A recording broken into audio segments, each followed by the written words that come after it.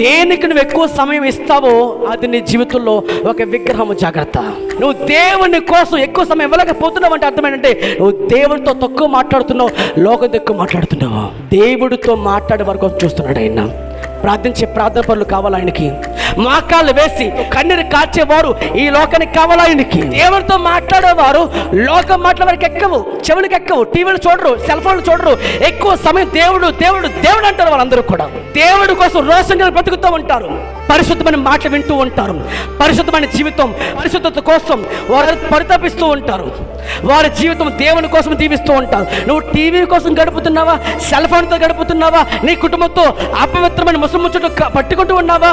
అయితే నువ్వు దేవునికి ఇంకా సమీపంగా లేవేమో. ఒకవేళ ఆయన రక్తం నీ మీదకి రావాలంటే ఆయన చెప్తున్నమాట, ఆయన వెలుగులో ఉన్న ప్రకారము మనము కూడా వెలుగులోకి రావాలట.